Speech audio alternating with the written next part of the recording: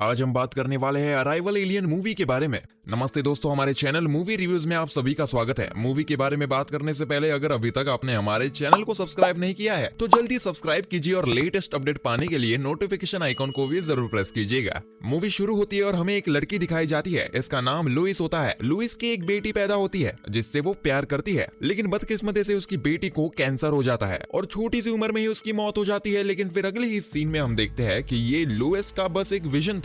लेकिन इस सीन को देखने से ऐसा लगता है कि जैसे ये लुइस का कोई पास्ट हो, लेकिन हकीकत तो ये थी कि अब तक ऐसा कुछ भी नहीं हुआ था। यानी कि लुइस अभी तक सिंगल है, उसकी शादी भी नहीं हुई है। जो विजन हमारे सामने आया था वो तो उसका फ्यूचर था, यानी उसके फ्यूचर में उसके साथ ऐसा ही होगा, यानी उसकी बेटी होगी और कैंसर की वजह से उसकी छोटी उम्र में ही मौत हो जाएगी। लेकिन फिलहाल इस बात को हम समझ नहीं पाते कि आखिर उसके साथ ऐसा क्यों हो रहा है। अभी प्रेजेंट टाइम होता है और लुइस यूनिवर्सिटी में बच्चों को पढ़ाती है। साथ ही साथ वो एक लिंग्विस्टिक एक्सपर्ट है जो कि बहुत सारी लैंग्वेजेस के बारे में जानती है। जब वो यूनिवर्सिटी में पढ़ रही होती है तो तभी उसे न्यूज के माध्यम से पता चलता है कि एलियंस के 12 स्पेसशिप दुनिया में अलग अलग जगहों पर उतरे हैं और इस वजह से पूरी दुनिया ही काफी परेशान है। एलियन की वजह से हर तरफ अफरा तफरी मची हुई है क्योंकि एलियन स्पेसशिप यहाँ पर आ गए हैं। उनमें से किसी भी किस्म की कोई भी हरकत नहीं हो रही, जिसकी वजह से ये दुनिया के सारे कंट्रीज को डाउट लगता है। यानी उन कंट्रीज को जहां जहां एलियन के स्पेसशिप देखते हैं, हर कोई यही सोच रहा होता है। हर किसी का एक ही सवाल है कि आखिर ये एलियन जमीन पर क्यों आए हैं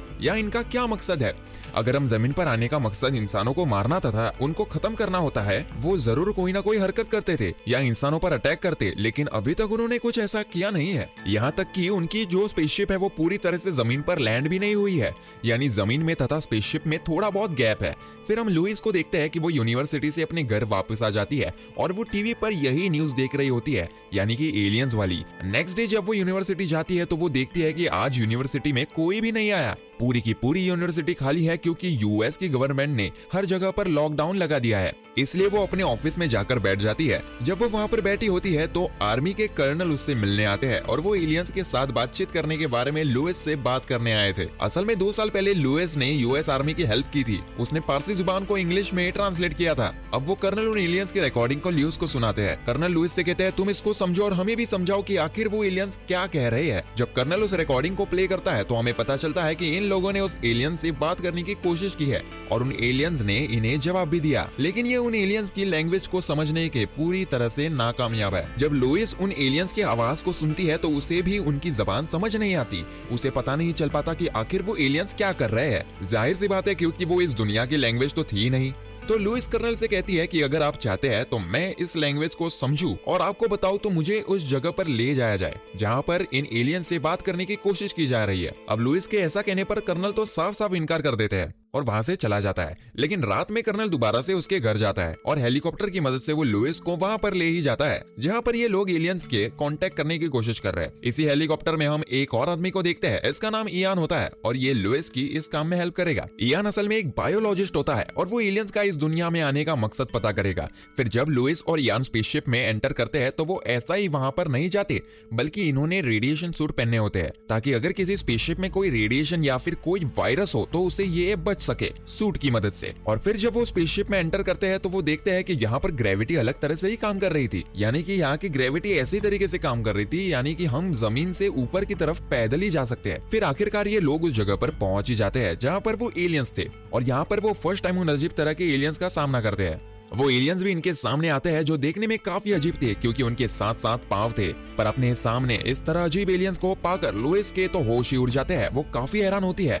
वो इतने कंफ्यूज हो जाते हैं कि उससे कुछ ही नहीं हो पाता, लेकिन वे किसी तरह हिम्मत करती है और उनसे बात करने की कोशिश करती है तो वो भी इनकी बात सुनते हैं, इनका जवाब देती है। लेकिन जाहिर सी बात है कि इन्हें फिर से उसकी बात समझ नहीं आती। जब वो बाद में वापस आर्मी कैंप में आते हैं तो कर्नल उनसे उनकी प्रोग्रेस पूछता है। अब यहाँ पर हमें पता चलता है कि सिर्फ अमेरिका अकेला नहीं था जो इन एलियन से बात करने की कोशिश कर रहा था, बल्कि और भी कंट्रीज भी उन एलियन से बात करने की कोशिश कर रहे थे। यानी जिन जिन कंट्रीज में ये स्पेसशिप उतर थे अब तक ये सारे कंट्रीज एक दूसरे से जुड़े हुए थे, यानी कि एक दूसरे से राबते में थे। ये सब एक होकर उन एलियन से बात करने की कोशिश कर रहे थे। इन लोगों का उन एलियन से बस एक ही सवाल है कि आखिर वो एलियन जमीन पर क्यों आए हैं, उनका क्या मकसद है। अगले दिन जब दोबारा से लुइस उन एलियंस की बातचीत करने उनके स्पेसशिप में जाती है तो इस बार वो अपने साथ एक व्हाइट बोर्ड भी लेकर आई होती है ताकि वो उनसे रिटन फॉर्म में कम्युनिकेट कर सके। यानी उनसे बात कर सके। फिर जब वो उन एलियन से बात करती है तो सबसे पहले बोर्ड पर ह्यूमन लिखती है, यानी कि हम लोग इंसान हैं। उनमें से एक एलियन से इस बात का जवाब देने के लिए वहां सर्कल बना देते हैं। तो ये देखकर हमें ये बात समझ पाते हैं कि इन एलियंस का भी रिटन फॉर्म में कम्युनिकेट करने का एक अपना ही तरीका है,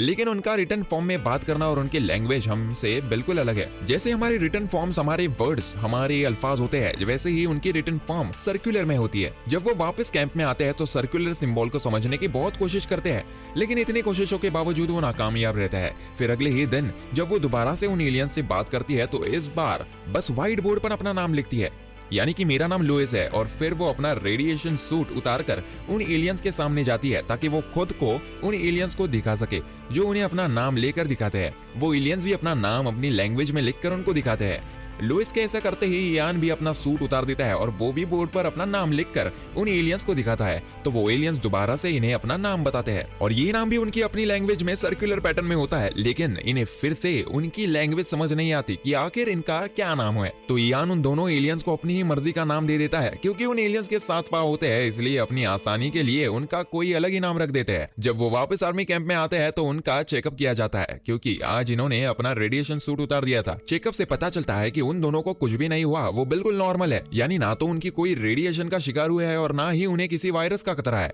यानी यहाँ पर ये बात कंफर्म हो जाती है कि वो एलियन स्पेसशिप बिल्कुल सेफ है, सही है। वहाँ पर कोई बैक्टीरिया या कोई वायरस या कोई रेडिएशन भी नहीं है। ऐसा करते करते वो लोग रोजाना उन स्पेसशिप में जाते हैं 1 महीने तक और उनकी लैंग्वेज को बार बार समझने की कोशिश हो जाती है। अब 1 महीने के बाद ये रिजल्ट सामने आता है कि लुइस उनकी लैंग्वेज को समझने में काफी हद तक कामयाब है, लेकिन वो हमेशा ही उस विजन से परेशान रहती थी जो उसे मूवी के स्टार्ट में आया था। यही जब उसकी बेटी कैंसर से मर गई थी, लुइस को ये सब कुछ उसका ड्रीम ही लगता था। यहाँ पर उनकी लैंग्वेज को समझने के साथ साथ उनके रिटन फॉर्म को भी डिकोड करने में काफी हद तक कामयाब रहती है। और अब वो टाइम आ जाता है जब वो लोग अपना सबसे मेन कंसर्न उन एलियंस से पूछेंगे, यानी उन एलियंस का जमीन पर आने का मकसद क्या है। अगले दिन जब लुइस उनसे सवाल करती है तो जवाब में से एक सर्कुलर पैटर्न बना देते हैं, जिसे डिकोड करने पर लुइस को पता चलता है कि वो एलियंस क्या कह रहे हैं, यूज्ड वेपन।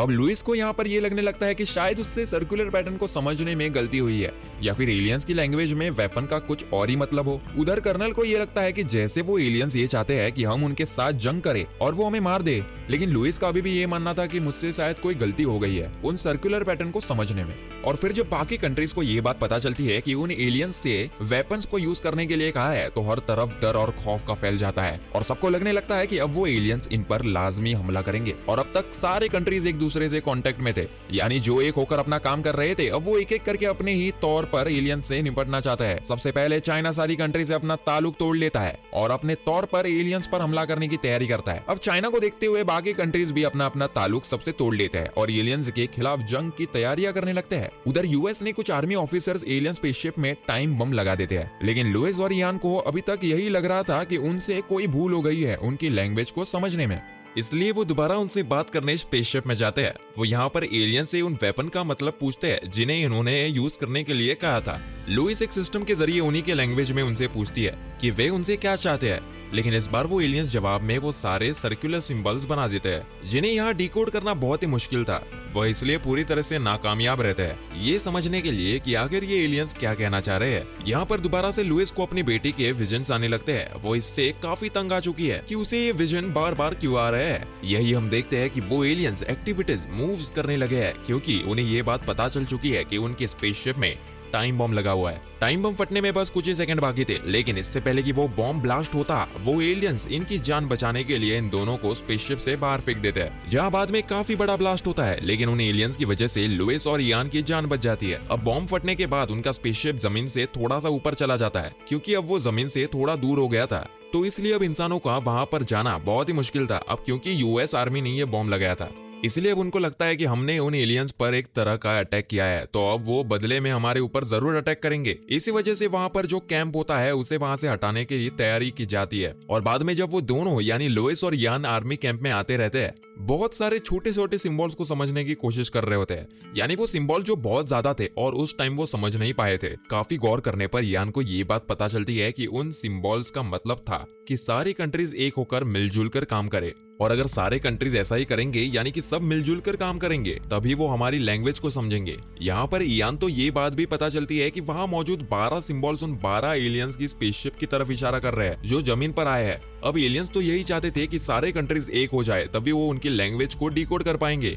लेकिन ये बात चाइना की समझ में नहीं आ रही थी। इसी बीच चाइना ये ऐलान कर देता है कि अगर उन एलियंस ने अपना स्पेसशिप हमारी कंट्री से ना हटाया और फिर हम उन पर हमला करेंगे, उनके स्पेसशिप को तबाह कर देंगे। इधर यूएस ने भी कर्नल कुछ नहीं कर सकता था, क्योंकि उन्हें भी ऑर्डर मिल चुके हैं कि उन एलियंस को स्पेसशिप को तबाह करने का। अब लुइस को एक बार फिर वो विजन आता है। यहाँ पर लुइस कर्नल को समझाती है कि हमें बाकी कंट्रीज से दोबारा से राब्ता करना चाहिए, लेकिन अब कर्नल के पास कोई भी इख्तियार नहीं था। इसी दौरान लुइस को एक और विजन आता है, जिसमें वो देखती है कि उस एलियन स्पेसशिप में एक छोटा सा स्पेसशिप बाहर आया है। फिर अगले ही सीन में वो खुद को उस एलियन स्पेसशिप में पाती है। फिर जब लुइस बाहर जाती है और उस एलियन स्पेसशिप को देखने के लिए, तो सच में ही एक छोटा स्पेसशिप उसमें से बाहर आ रहा था। और अब लुइस अकेले ही उस स्पेसशिप में चली जाती है, तो वो स्पेसशिप उसे एलियन स्पेसशिप में ले आती है। उन पर हमला कर उन्हें तबाह करने की पूरी तैयारी हो चुकी है पूरी दुनिया में। यहाँ पर लुइस जब दोबारा से एलियन से बात करती है, तो उसे पता चलता है कि उस टाइम बम की वजह से 2 में से 1 एलियन मर चुका है। अब यहाँ पर लुइस एक एलियन से पूछती है कि तुम्हारा क्या मतलब था, तो यूज्ड वेपन कहने का, तो वो एलियन इसके जवाब में उसे कहता है कि यूज्ड वेपन का मतलब होता है यूज्ड गिफ्ट्स, यानी कि तुम गिफ्ट्स को यूज करो। वो गिफ्ट और वो तोहफा कुछ और नहीं बल्कि हमारी लैंग्वेज थी, यानी हमारी लैंग्वेज का हर वो वर्ड जो हम लिख रहे हैं। अब इसके बावजूद भी लुइस यहाँ पर ये बात समझ ही नहीं पाती कि आखिर वो एलियन उससे क्या करना चाहते हैं। जब वो एलियन लुइस को कंफ्यूज देखता है, तो वो कहता है कि आज से तकरीबन 30,000 साल के बाद हमें इंसानों की मदद की जरूरत पड़ेगी, और लुइस तुम एक ऐसी इंसान हो जो इंसान और एलियंस के बीच होने वाली जंग को रोक सकती हो, क्योंकि तुम फ्यूचर देख सकती हो, ये तुम्हारी खूबी है। बस इतना ही कहने के बाद वो एलियन वापस चला जाता है और लुइस भी बिल्कुल ठीक ठाक सही सलामत उनके स्पेसशिप से बाहर आ जाती है। अब यहाँ पर हम ये समझ पाते हैं कि आखिर लुइस को वो विजन बार बार क्यों आ रहे हैं। असल में वो विजन्स आने की वजह कोई और नहीं बल्कि एलियंस की वो लैंग्वेज है, जिसे लुइस पिछले काफी अरसे से सीखने की कोशिश कर रही है। अब जैसे एलियंस की रिटन फॉर्म हमारी रिटन फॉर्म से अलग होती है, ठीक वैसे ही उनका टाइम हमारे टाइम की तरह नहीं होता। यानी जैसे कि हम इंसान हर टाइम अपने प्रेजेंट में रहते हैं और इसे ही देख सकते हैं, तो वो एलियंस एक ही टाइम में प्रेजेंट को भी, फ्यूचर को भी और पास्ट को भी देख सकते हैं। और ये एलियंस के लिए उनकी लैंग्वेज की वजह से ही पॉसिबल है। जैसे कि जो हम बोलते हैं, जो हम पढ़ते हैं, उसके मुताबिक ही हमारी सोच बनती है। और वो वैसे ही लुइस उन एलियंस की लैंग्वेज को समझ रही थी, तो इसीलिए इसे अपनी बेटी के बार बार वही विजन्स आ रहे थे, यानी वो अपनी फ्यूचर देख पा रही थी। उधर चाइना एलियंस पर हमला करने के लिए पूरी तरह से तैयार है। अब यहाँ पर लुइस को एक बार फिर से 18 महीनों के बाद का विजन आता है, जहाँ लुइस खुद को एक पार्टी में देखती है और वहां से चाइना के आर्मी कर्नल मिलने आते हैं। यहाँ पर वो लुइस का शुक्रिया अदा करते हैं कि इस बात के लिए कि तुमने मुझे मेरे पर्सनल नंबर पर कॉल की थी और वो वर्ड्स कहे थे जो मेरी वाइफ ने अपने आखिरी टाइम में कहे थे मरने से पहले, और उन्हीं वर्ड्स ने मेरी सोच को चेंज कर दिया था।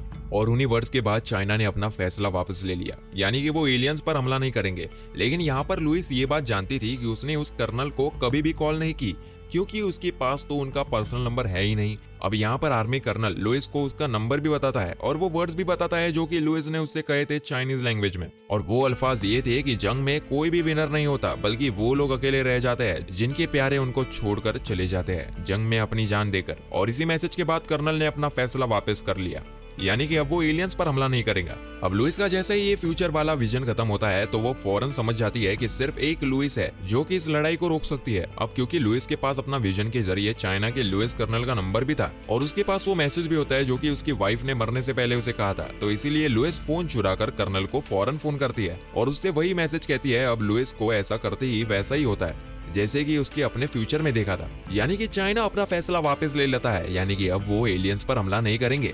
अब चाइना के ऐसे करते ही बाकी कंट्रीज भी ऐसे ही करती है, यानी कि अब वो एलियंस पर हमला नहीं करेंगी, यानी कि अब सब कुछ नॉर्मल हो चुका है। ऐसा करते ही पहले तो वो एलियंस अपनी पोजीशन को चेंज करते हैं, फिर बाद में खुद ब खुद ही हवा में कहीं गायब हो जाते हैं। अब एक बार फिर से पूरी दुनिया में खुशियां ही खुशियां फैल जाती है। अब लुइस बाद में उन एलियंस की लैंग्वेज के बारे में एक बुक भी लिखती है, जो कि बाद में बाकी दुनिया भी उन एलियंस की लैंग्वेज को समझ सके। अगले ही सीन में हम देखते हैं कि लुइस को फिर से एक विजन आता है, जिसमें वो दोबारा से अपनी बेटी को देखती है। और जब वो अपनी बेटी के फादर यानी कि अपने हस्बैंड को देखते हैं, तो उसे पता चलता है कि फ्यूचर में होने वाला उसका हस्बैंड कोई और नहीं बल्कि इयान है। अब लुइस को बड़े अच्छे से पता है कि आगे जाकर उनकी एक बेटी होगी जिसे कैंसर होगा और छोटी सी उम्र में उसकी मौत हो जाएगी। अब सारी सच्चाई जानने के बावजूद बावजूद भी लुइस इयान से ही शादी करती है, यानी वो खुद को उस फ्यूचर के लिए तैयार कर लेती है। अब हालांकि बेटी को खोना उसके लिए काफी बड़ा दुख होगा, लेकिन इसके बावजूद भी उसके लिए पूरी तरह से तैयार थी। वो इयान को अपना हस्बैंड समझते हुए उसे अपने गले से लगा लेती है। अब इसी सीन को दिखाते हुए यहाँ मूवी खत्म हो जाती है। Thank you for watching. अगली फिल्म के रिव्यू आने तक नमस्कार दोस्तों। तो दोस्तों, ऐसे ही मजेदार मूवीज की स्टोरीज जानने के लिए चैनल को सब्सक्राइब कीजिए और कमेंट करके बताइए आपको ये स्टोरी कैसी लगी। मिलते हैं नेक्स्ट वीडियो में। Bye bye.